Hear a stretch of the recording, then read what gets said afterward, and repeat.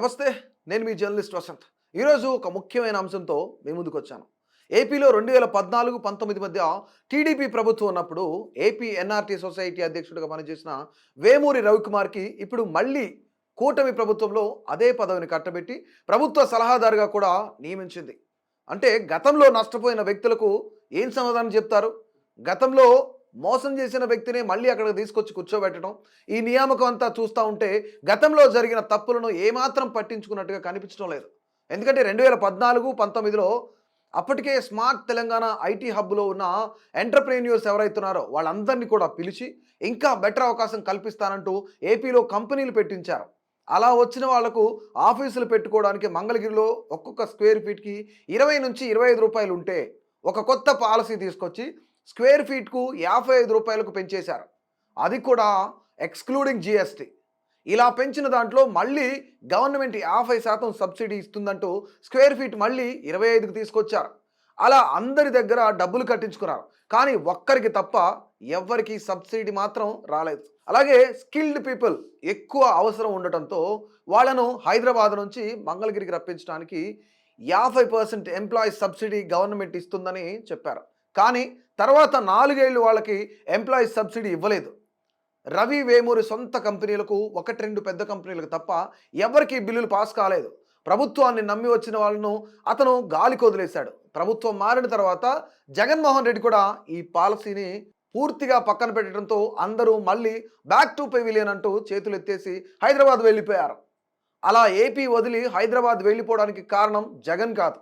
వాళ్ళు వెళ్ళిపోవడానికి కారణం వాళ్ళు నమ్ముకున్న టీడీపీ, ఆ ప్రభుత్వం నియమించిన వేమూరి రవికుమార్ అని వాళ్ళంతా ఇప్పటికీ ఘంటాపథంగా చెప్తుంటారు. అలాంటి రవి వేమూరిని మళ్ళీ తీసుకొచ్చి అక్కడే కూర్చోబెట్టడం, పైగా ప్రభుత్వ సలహాదారుగా నియమించుకోవడంపై అనేక విమర్శలు కూడా వస్తున్నాయి. దీనివల్ల ప్రభుత్వానికి నష్టం జరుగుతుందని స్మాల్ అండ్ మీడియం ఇండస్ట్రీస్ వాళ్ళు మళ్ళీ ఇలాంటి వ్యక్తిని నమ్మి వచ్చే ప్రసక్తే లేదని తెగేసి చెప్తున్నారు.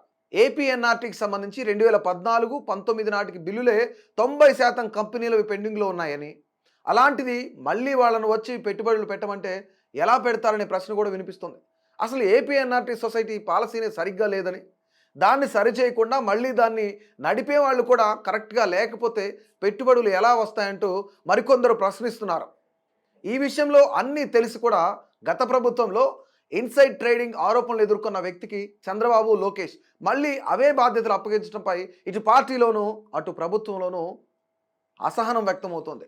మరోపక్క 2014-19 మధ్యలో ఏపీకి వచ్చి నిలువున మునిగి వెళ్ళిపోయిన వాళ్లకు ఇప్పుడు మళ్ళీ రమ్మని, కంపెనీలు పెట్టుబడులు పెట్టమని వరుసగా ఫోన్లు చేయడంపై వాళ్ళంతా బగ్గుమంటున్నారట. ఇప్పుడు మళ్ళీ వేమూరి రవి లాంటి వ్యక్తిని నమ్మి, ఈ ప్రభుత్వాన్ని నమ్మి తాము రాలేమని, తమకు పదే పదే ఫోన్లు చేయొద్దని, కొత్తగా ఎవరైనా బకరాలు దొరికితే వెతుక్కోమని ఘాటుగా సమాధానం చెప్తున్నారట.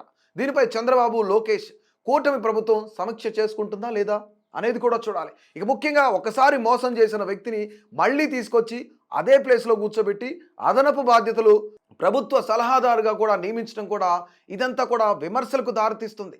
మళ్ళీ మోసం చేసిన వ్యక్తిని నమ్మలేమంటూ కూడా ఈరోజు ఎవరైతే ఎంటర్‌ప్రెన్యూర్స్ ఉన్నారో వాళ్ళంతా కూడా విమర్శిస్తున్న పరిస్థితి అవుతుంది.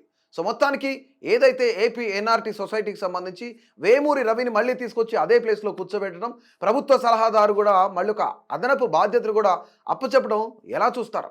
చంద్రబాబు నాయుడు అలాగే లోకేష్ పనితీరు, కూటమి ప్రభుత్వ పనితీరు ఏ విధంగా ఉందో, ఎలా అనిపిస్తుందో తప్పకుండా కామెంట్ చేయండి.